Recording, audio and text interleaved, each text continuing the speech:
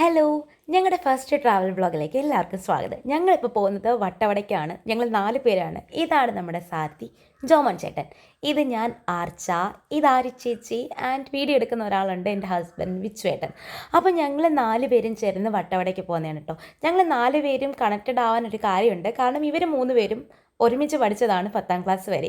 അവരുടെ ടീമിലേക്ക് കല്യാണം കഴിഞ്ഞിട്ട് ഞാനും കൂടി കൂടിയെന്ന് മാത്രം. പിന്നെ ഇപ്പം ഞങ്ങൾ നല്ലൊരു നല്ല കട്ട കമ്പനിയാണ്. ഇതാണ് എൻ്റെ ഹസ്ബൻഡ് വിശ്വേട്ടൻ. ഇവന് ഫോട്ടോസ് എടുക്കാനൊക്കെ ഭയങ്കര ഇഷ്ടമാണ്. അവൻ്റെ ഗാലറി ഫുള്ള് എപ്പോഴും ഫുള്ളായിരിക്കും, സ്റ്റോറേജ് ഫുള്ളായിരിക്കും കേട്ടോ. ഇത് വാഗമണ്ണാണ്. വാഗമണ്ണിൽ നല്ല ക്ലൈമറ്റ് ആയിരുന്നു. പിന്നെ ഞങ്ങൾ പോകുന്ന ദിവസം ഇപ്പോൾ ഒരു 2 ആഴ്ചയ്ക്ക് മുന്നേ പോയത്. പോകുന്ന ദിവസം ഇടുക്കിയിലേക്ക് റെഡ് അലേർട്ടായിരുന്നു കേട്ടോ. എന്നാലും ഞാൻ കരഞ്ഞത് കൊണ്ട് ശരി നമുക്ക് പോകാമെന്ന് പറഞ്ഞിട്ട് 3 മണിക്ക് ഞങ്ങൾ ഇറങ്ങിയിട്ടാണ് വട്ടവടയ്ക്ക് പോകുന്നത്. വാഗമണ്ണ് എത്തിയപ്പോഴത്തേക്കും കുറച്ച് റെസ്റ്റ് എടുക്കാമെന്ന് വിചാരിച്ചു. നല്ല ഐസ്ക്രീമൊക്കെ കഴിച്ച് നല്ല കോടയായിരുന്നു വാഗമണ്ണിൽ.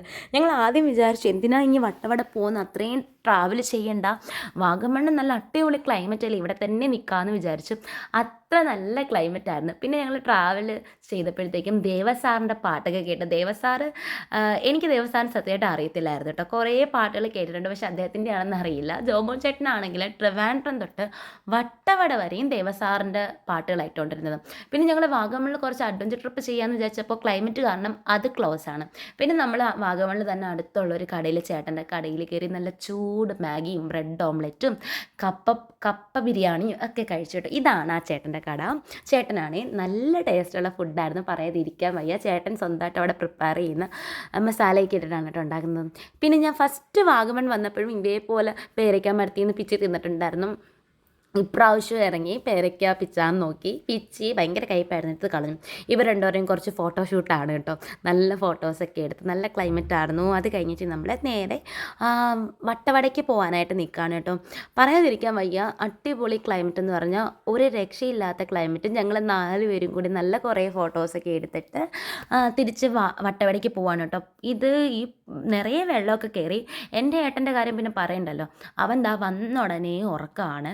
അവൻ അവസാനം ഞാൻ എണീപ്പിച്ച് വിട്ടിട്ടുണ്ടായിരുന്നു. പിന്നെ പോകുന്ന വഴിക്ക് വാഗമൺ കഴിഞ്ഞ് കുറച്ചങ്ങോട്ട് ആയതേ ഉള്ളൂ, നല്ല അടിപൊളി ചൂട് പായസം കിട്ടുന്ന കട കണ്ടു കേട്ടോ. ഇതാണ് ചേട്ടൻ്റെ കട. ലൊക്കേഷൻ എനിക്ക് പറയാൻ അറിയില്ല, അതുകൊണ്ടാണ് ഞാൻ ചേട്ടൻ്റെ മുഖം എടുത്തത്. നിങ്ങൾ ഈ ചേട്ടനെ അറിയാമെങ്കിലോ ആ വഴി പോവുകയാണെങ്കിലോ പായസം എന്തായാലും വാങ്ങിച്ചു കുടിക്കണം. 30 രൂപയേ ഉള്ളൂ. നല്ല അടിപൊളി ടേസ്റ്റ് എന്ന് പറഞ്ഞാൽ ഒരേ പൊളി. ഞങ്ങൾ കഴിച്ചത് പാൽപ്പായസം, പാലട പായസമായിരുന്നു. ചേട്ടൻ്റെ കയ്യിൽ വേറെയും വെറൈറ്റിയൊക്കെ ഉണ്ടായിരുന്നു കേട്ടോ. ഇതെന്ന് പറഞ്ഞാൽ നമ്മൾ വട്ടവടയിലേക്ക് കയറുന്നതിന് മുന്നേ ഒരു 20-30 മിനിറ്റോ എന്തോ കാട്ടിലൂടെ പോകണം. നമ്മൾ അവിടെ ചെന്ന് ഫോറസ്റ്റ് ഡിപ്പാർട്ട്മെൻറ്റിൽ നിന്ന് പേപ്പറൊക്കെ വാങ്ങിച്ചിട്ടാണ് കയറിപ്പോയത്. അപ്പോൾ ആ സെക്ഷനിലോട്ട് പോവുകയാണ്. പോകുന്നതിൻ്റെ ഇടയ്ക്ക് അവർ ഓൾറെഡി പറഞ്ഞിട്ടുണ്ടായിരുന്നു മേ ബി നിങ്ങൾക്ക് ലക്കുണ്ടെങ്കിൽ കാട്ടുപോത്തിനെയൊക്കെ കാണാൻ പറ്റുമെന്നുള്ളത്. ഞങ്ങൾ പോയപ്പോൾ തന്നെ കുറേ കാട്ടുപോത്തുകളെയൊക്കെ കണ്ടു. ഞാൻ ആദ്യമായിട്ടാണ് കാട്ടുപോത്തിനെയൊക്കെ കാണുന്നത്.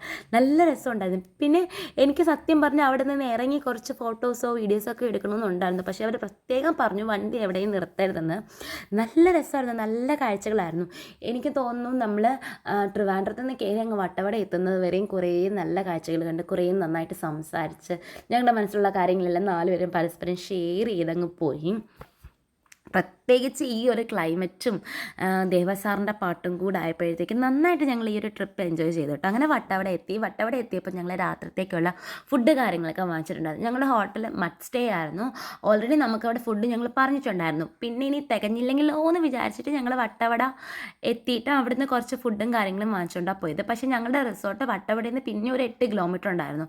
റോഡ് ഇത്തിരി മോശമായിരുന്നു എന്ന് ഒഴിച്ച് ബാക്കി എല്ലാം അടിപൊളിയായിരുന്നു. ഇതാണ് നമ്മുടെ റിസോർട്ടിൻ്റെ പേര് ഞാൻ മറന്നുപോയിട്ടുണ്ട് കേട്ടോ. അവർക്ക് ആക്ച്വലി 2 സെക്ഷനുണ്ട്. ഒന്ന് വന്നിട്ട് മഡ് സ്റ്റേയും ഒന്ന് വന്നിട്ട് ട്രീ ഹൗസും. നമ്മൾ എടുത്തിട്ടുണ്ടായിരുന്നത് മഡ് സ്റ്റേ ആണ്. കാരണം ഫാമിലി ആയതുകൊണ്ട് തന്നെ 2 റൂം കിട്ടുമല്ലോ എന്ന് വിചാരിച്ചിട്ട് മഡ് സ്റ്റേ എടുത്തു. ഒരു റൂമിന് എനിക്ക് 4000 രൂപയായിരുന്നു എന്ന് തോന്നുന്നു. അങ്ങനെ 8000 രൂപ റൂമിന് കൊടുത്തു. പിന്നെ 1000 രൂപ എന്തോ രാത്രിത്തെ ഫുഡിന് നമ്മൾ പൈസ കൊടുക്കണമായിരുന്നു. ബ്രേക്ക്ഫാസ്റ്റ് നമുക്ക് കോംപ്ലിമെൻ്ററി ആയിരുന്നു. 250 രൂപയായിരുന്നു പെർ ഹെഡിന് ഞങ്ങൾ രാത്രിത്തെ ഡിന്നറിന് പൈസ കൊടുത്തിട്ടുണ്ടായിരുന്നത്. അതാണ് കേട്ടോ ആ ട്രീ ഹൗസ്. അവിടെ എനിക്ക് തോന്നുന്നു ഒരു ബാങ്ക് മാനേജറും കുറേ അവരുടെ ഫ്രണ്ട്സും ഒക്കെ എടുത്തിട്ടുണ്ടായിരുന്നു. അതിനകത്തൊരു 6 പേർക്കൊക്കെ താമസിക്കാൻ പറ്റും. പെർ ഹെഡ് 1750 രൂപയാണ് കേട്ടോ വന്നത്. അങ്ങനെയാണ് അവർ പറഞ്ഞത്. പക്ഷേ എനിക്ക് തോന്നുന്നു നല്ല ക്ലൈമറ്റും നല്ല വ്യൂ ആണ്. രാവിലെ നോക്കുവാണെങ്കിൽ നമുക്ക് നമ്മുടെ റൂമിൻ്റെ നേരെ ഓപ്പോസിറ്റ് മലയാണ്. അതൊക്കെ കണ്ട് നല്ല വ്യൂ ഒക്കെ ഇട്ട് നിൽക്കാൻ പറ്റും. ആരെങ്കിലും വട്ടവട മൂന്നാറൊക്കെ പോകുകയാണെങ്കിൽ ബഡ്ജറ്റ് ഫ്രണ്ട്ലി ആയിട്ട് നോക്കുകയാണെങ്കിൽ ഈ റിസോർട്ട് ഞാൻ ഉറപ്പായിട്ടും സജസ്റ്റ് ചെയ്യും. നല്ല സർവീസായിരുന്നു. പ്രത്യേകിച്ച് ഫുഡ്, അവിടുത്തെ ചേച്ചി ഉണ്ടാക്കുന്ന ചിക്കൻ കറി എൻ്റെ പൊന്നി ഒരു രക്ഷയില്ല, അത്ര നല്ല ഫുഡാണ്. രാത്രി ഞങ്ങൾ കുറേ നേരം ഞങ്ങളുടേതായിട്ടുള്ള ടൈമൊക്കെ സ്പെൻഡ് ചെയ്ത് രാവിലെ തന്നെ എണീറ്റിട്ടുണ്ട്. രാവിലെ 6 മണി ആയതേ ഉള്ളൂ. ഈ ഒരു റിസോർട്ടിൻ്റെ തന്നെ ആ ഒരു ഏരിയയിൽ തന്നെ അവരുടെ ആ പ്ലേസിലുണ്ടല്ലോ, ആ സ്ഥലത്ത് തന്നെ ഒരു വാട്ടർഫോൾ ഉണ്ട്. പ്രൈവറ്റ് വാട്ടർഫോളാണ്. അവിടെ അധികം ആൾക്കാരൊന്നും വരില്ല. അപ്പം നമുക്ക് ഫാമിലിയായിട്ട് എൻജോയ് ചെയ്യാമെന്ന് പറഞ്ഞിട്ട് ഞങ്ങൾ പോയി. അപ്പോൾ ഇതിനകത്ത് ഞങ്ങൾക്ക് പറ്റിയൊരു അബദ്ധം എന്ന് പറയട്ടെ. ഒന്നാമത്തെ കാര്യം, മൂന്നാറിൽ ജിയോയ്ക്ക് മാത്രമേ റേഞ്ച് ഉള്ളൂ. ഞങ്ങളുടെ കയ്യിൽ ബാക്കി എല്ലാണെങ്കിൽ എയർടെല്ലായിരുന്നു. എയർടെല്ലിൽ റേഞ്ച് ഇല്ല. അപ്പം നമ്മുടെ കെയർ ടേക്കർ ചേട്ടൻ ഓൾറെഡി ഞങ്ങളടുത്ത് ചോദിച്ചിട്ടുണ്ടായിരുന്നു കൊണ്ടുപോകാം, പുള്ളിക്കാരനും കൂടെ വരട്ടെ എന്ന്. അപ്പോൾ നമ്മൾ പറഞ്ഞു വേണ്ട, ഞങ്ങളങ്ങ് പൊക്കോളാന്ന്. കാരണം വേറെ ഒന്നുമില്ലല്ലോ, താഴോട്ടങ്ങ് ഇറങ്ങി പോയാൽ മതി എന്നായിരുന്നു ഞങ്ങളുടെ വിചാരം. പക്ഷേ ഞങ്ങൾ അയാളുടെ അടുത്ത് വരണ്ടെന്ന് പറഞ്ഞു. ഞങ്ങൾ പോവുകയും ചെയ്തു. പകുതി എത്തിയപ്പോൾ ഞങ്ങൾക്ക് മനസ്സിലായി ഞങ്ങൾ ചെയ്തത് പക്ക അബദ്ധമായി പോയിന്ന്. കാരണം വഴിയേ ഇല്ല, ഫുൾ കാട്. എന്ത് ചെയ്യണം, വഴി അങ്ങോട്ടോ ഇങ്ങോട്ടോ പോകണമെന്ന് പോലും ഞങ്ങൾക്ക് അറിയില്ല. ഒന്ന് വിളിച്ച് ചോദിക്കാൻ പോലും ഫോണിൽ റേഞ്ച് ഇല്ല. ജിയോയ്ക്ക് പോലും അതിനകത്ത് റേഞ്ച് കിട്ടിയില്ല എന്നുള്ളതാണ്. വഴിയേ ഇല്ല. അവസാനം നമ്മൾ സ്വന്തമായിട്ട് വഴി വെട്ടിത്തെളിച്ചിട്ടാണ് അങ്ങോട്ടൊക്കെ പോകുന്നത്. അത്ര റിസ്ക്കുള്ള ഏരിയ. അതിനിടയിൽ കൂടി എൻ്റെ ഹസ്ബൻഡ് ഫോട്ടോസും വീഡിയോസും എടുത്തുകൊണ്ടിരിക്കണം. ഞാൻ അവനോട് പറഞ്ഞു ഫോട്ടോയും വീഡിയോസും ഒന്നും കിട്ടിയില്ലെങ്കിൽ സാരമില്ല, എങ്ങനെയെങ്കിലും ഒന്ന് അങ്ങോട്ട് എത്തി കുളിച്ച് തിരിച്ചങ്ങ് പോയാൽ മതിയെന്ന്. പകുതി എത്തിയപ്പോൾ ഞങ്ങൾ വിചാരിച്ചു തിരിച്ചങ്ങ് പോയാലോ, ഇനി റിസ്ക് എടുക്കണ്ടെന്ന് വിചാരിച്ചു. കാരണം ഒന്ന് കാല് തെറ്റി വീണാൽ താഴെ വീഴും. ഇതേപോലൊക്കെ റോഡാണ്. ഭയങ്കരമായിട്ടുള്ള സിറ്റുവേഷൻ വന്നപ്പോൾ ഞങ്ങൾ വീഡിയോസ് എടുത്തില്ല. കാരണം അത്ര റിസ്ക്കുള്ള ഏരിയ ആയതുകൊണ്ട് നമ്മൾ ഫോട്ടോസൊന്നും എടുക്കണ്ടെന്ന് വിചാരിച്ചിട്ട് ഞങ്ങൾ എടുത്തില്ല കേട്ടോ. അവസാനം ഞങ്ങളൊരു 30 മിനിറ്റ് നടന്നിട്ടാണെന്ന് തോന്നുന്നു നമ്മൾ നമ്മുടെ വെള്ളച്ചാട്ടത്തിൽ വന്നില്ലായിരുന്നെങ്കിൽ മിസ് ചെയ്തതിന്. നല്ല രസം ഉണ്ടായിരുന്നു കേട്ടോ. അപ്പുറത്തെ സൈഡിൽ പോയാൽ ഫുള്ള് തെന്നി വീഴും, കൊക്ക പോലെ താഴോട്ട് വെള്ളച്ചാട്ടം കുത്തൊലിച്ച് പോയിക്കൊണ്ടിരിക്കുകയാണ്. ഇവിടെ ആണെങ്കിൽ നന്നായിട്ട് എൻജോയ് ചെയ്യാൻ പറ്റുന്ന സ്ഥലമാണ് കേട്ടോ. വെള്ളത്തിന് ഞാൻ എങ്ങനെ ഇത് പറഞ്ഞു തരേണ്ടത്, നമ്മുടെ ആ ഫ്രീസറിൽ നമ്മൾ വെള്ളം എടുക്കുമല്ലോ, ആ തണുപ്പ് തറയിൽ തൊടാൻ പറ്റാത്തൊരവസ്ഥ. എനിക്കാണെങ്കിൽ ഇപ്പം തന്നെ ആ തൊണ്ട അടയുന്നുണ്ട്, അത്ര തണുപ്പ്. എനിക്ക് ഓൾറെഡി തണുപ്പൊന്നും പറ്റത്തില്ല. ഞാൻ കുളിക്കുമ്പോൾ തന്നെ എല്ലാ ദിവസവും ചൂടുവെള്ളത്തിലാണ് കുളിക്കുന്നത്. അതുകൊണ്ട് തന്നെ എൻ്റെ സ്കിന്നൊക്കെ ഡെയിലി ഭയങ്കര കട്ട ചൂടിൽ കുളിക്കുന്നതുകൊണ്ട് സ്കിന്നൊക്കെ ചെറുതായിട്ട് ചുളുങ്ങി തുടങ്ങിയിട്ടുണ്ട് കേട്ടോ. അത്ര തണുപ്പ് എനിക്ക് ഒട്ടും പറ്റുന്നില്ല. ഞാൻ കുറച്ചിങ്ങനെ വെള്ളം എടുത്ത് ദേഹത്ത് അടിച്ചിട്ട് ഞാൻ പോവാമെന്ന് പറഞ്ഞിട്ട് തിരിച്ച് പോകാൻ നോക്കിയിട്ട് ആര് ചേച്ചി വീടുന്ന ഒരു ലക്ഷണമില്ല. എന്നെ അവിടെ പിടിച്ചിരുത്തി ഒരു 2 സെക്കൻഡ് ഞാൻ ഇരുന്നെന്നാണ് തോന്നുന്നത്. ഞാൻ അപ്പോഴേ എണീറ്റിക്കണം, തണുപ്പ് കൊണ്ടിട്ട് ഇരിക്കാൻ പറ്റാത്ത അവസ്ഥ. കുറേ കഴിഞ്ഞപ്പോൾ എൻ്റെ ഏട്ടൻ വന്നു. അവന് പക്ഷേ ഇതൊക്കെ ഭയങ്കര ഇഷ്ടമാണ്. എന്നാലും അവനും ഈ തണുപ്പ് കാരണം അവനും പറ്റുന്നില്ല. ആർച്ചേച്ചിക്കും ചോമച്ചേട്ടനും ഒരു പ്രശ്നമില്ല, ഇങ്ങനെ നിൽക്കണം, മല പോലെ ഉറച്ച് നിന്നിട്ട് വെള്ളത്തിൽ കളിച്ചുകൊണ്ടിരിക്കുകയാണ്. അവൻ ഞാൻ വീട്ടിൽ പോയി കുളിച്ചോളാമെന്ന് പറഞ്ഞിട്ട് ഓടി വന്നു. ആ സമയം ഞങ്ങൾ വിചാരിച്ചു ശരി നമുക്ക് എന്തായാലും ഒരു 10-15 മിനിറ്റ് കളിക്കാമെന്ന് വിചാരിച്ചിട്ട് ഞങ്ങൾ കളിച്ചു കേട്ടോ. ഞങ്ങൾ 4 പേരുമായിട്ട് കുറേ നേരം അവിടെ നിന്നിട്ട് ഒരു 10-15 മിനിറ്റ് വെള്ളത്തിലേക്ക് കളിച്ച് നന്നായിട്ട് എൻജോയ് ചെയ്തു. നല്ല രസമാണ്. കാരണം നമ്മൾ 4 പേരല്ലേ ഉള്ളൂ, വേറെ ആരും ഇല്ല. അപ്പോൾ പേഴ്സണലായിട്ട് ഞങ്ങൾക്ക് എൻജോയ് ചെയ്യാൻ പറ്റി. ഇത് കഴിഞ്ഞിട്ടാണ് ഞങ്ങൾക്കൊരു വലിയ ട്രാജഡി വരുന്നത്. വേറൊന്നുമല്ല, ഇതൊക്കെ കഴിഞ്ഞ് ഞങ്ങൾ തിരിച്ചു പോകാൻ നേരത്തെ ജോമോൻ ചേട്ടൻ്റെ കാലിൽ നോക്കിയപ്പോൾ എന്തോ ഒരു ഇല പോലെ ഇരിക്കുന്ന സാധനം. അപ്പോൾ ആർച്ചിങ്ങനെ കാല് വെച്ച് തട്ടിക്കളഞ്ഞിട്ട് അത് പോകുന്നില്ല. കുനിഞ്ഞു നോക്കിയപ്പോൾ കൊളയട്ട ഗൈസ്, കൊളയട്ട. എനിക്കാണെങ്കിൽ ഇങ്ങനെയുള്ള സാധനങ്ങൾ ഇഷ്ടമേ അല്ല, എനിക്കെന്തോ അറപ്പും പേടിയൊക്കെയാണ്. അങ്ങനെ ജോമോൻ്റെ കാലിൽ നിന്ന് ആരിച്ചേച്ചി എങ്ങനെ എടുക്കാൻ നോക്കിയിട്ട് അത് എടുക്കാൻ പറ്റുന്നില്ല. ഒരു ഇല എടുത്തിട്ട് പറിച്ച് അതിനകത്ത് എടുത്ത് കളഞ്ഞു. അപ്പോഴത്തേക്കും കാല് മൊത്തം ചോരേ. ഞാൻ ഉടനെ അപ്പോഴത്തേക്കും ഏട്ടൻ ഇതൊന്നും അറിയുന്നില്ല. അവൻ കല്ലിനകത്ത് കയറി വെള്ളത്തിൽ കളിക്കാൻ പോയി. തിരിച്ചു വന്ന് നോക്കിയപ്പോൾ അവൻ്റെ കാലിനകത്ത് ഒരു അട്ട. അവസാനം ഞാൻ കല്ലൊക്കെ ഇട്ട് കുത്തിയിട്ടും അത് വരുന്നില്ല. ആരിച്ചേച്ചി തന്നെ എങ്ങനെയൊക്കെയോ രക്ഷപ്പെടുത്തി തന്നു. അപ്പോഴത്തേക്കും ഞാൻ ഭയങ്കരമായിട്ട് പാനിക്കായി, കരച്ചില്ലേ. അവൻ്റെ കാലിൽ നിന്ന് ഇതൊന്നും അല്ല, ഇതൊക്കെ പിന്നെ സംഭവിച്ചതാണ്. അവൻ്റെ കാലിൽ നിന്ന് ഭയങ്കരമായിട്ട് ചോര വന്ന് തുടങ്ങി.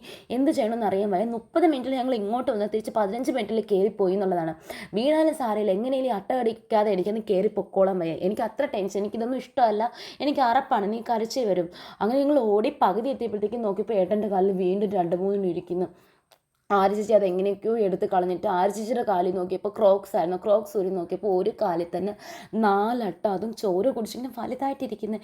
എനിക്ക് പറയുമ്പോൾ തന്നെ എന്തോ പോലെ അത്ര ഡേഞ്ചറസ് സിറ്റുവേഷൻ. എനിക്ക് ഇഷ്ടമല്ല ഇതൊന്നും. അതുകൊണ്ടാണ് അങ്ങനെ എങ്ങനെയൊക്കെ എടുത്ത് കളഞ്ഞ് ഞങ്ങൾ ഓടി റൂമിലെത്തി. പിന്നെ ദേഹമൊക്കെ നോക്കിയപ്പോൾ എൻ്റെ ദേഹത്തൊന്നും ഇല്ലായിരുന്നു, ഏട്ടൻ്റെ ദേഹത്തും ഇല്ല. പക്ഷേ ഏട്ടൻ്റെ കാലിൽ ആകെ എനിക്കൊന്ന് 6-7 കടി കിട്ടി.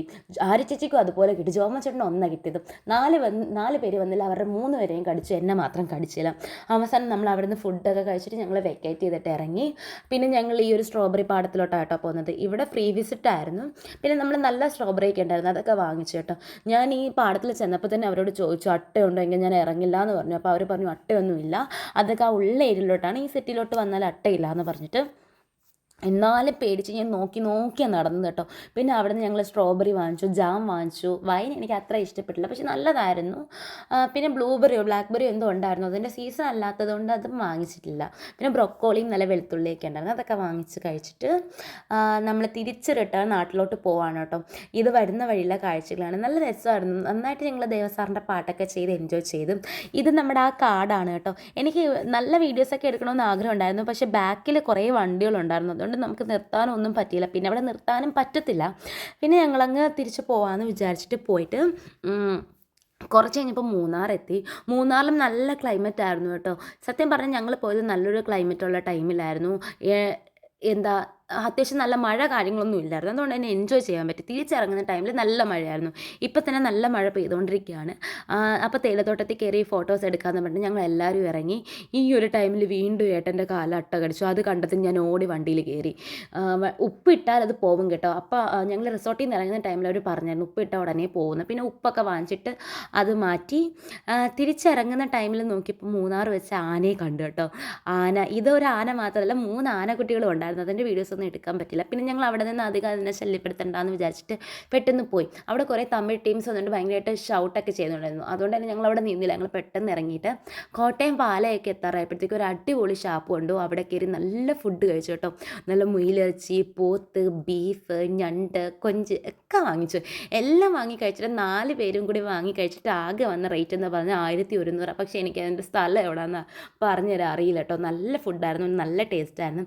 അങ്ങനെ തിരിച്ചതാ എല്ലാം കഴിഞ്ഞിട്ട് ഞങ്ങൾ തിരുവനന്തപുരത്തോട്ട് പൊയ്ക്കൊണ്ടിരിക്കുക. ഞങ്ങൾ എത്തിയപ്പോൾ രാത്രി കേട്ടോ. കുറേ നല്ല മെമ്മറീസ് കിട്ടി 4 പേരും ചേർന്ന്. ഭയങ്കരമായിട്ട് മനസ്സൊന്ന് റിലാക്സായി. ഇനി പോയിട്ട് വീണ്ടും ജോലിത്തിരക്കിലേക്ക് എല്ലാവരും പോകണം. അപ്പോൾ ഇത്രയേ ഉള്ളൂ. ഇഷ്ടപ്പെട്ടാൽ സപ്പോർട്ട് ചെയ്യാൻ മറക്കരുത്. Bye bye.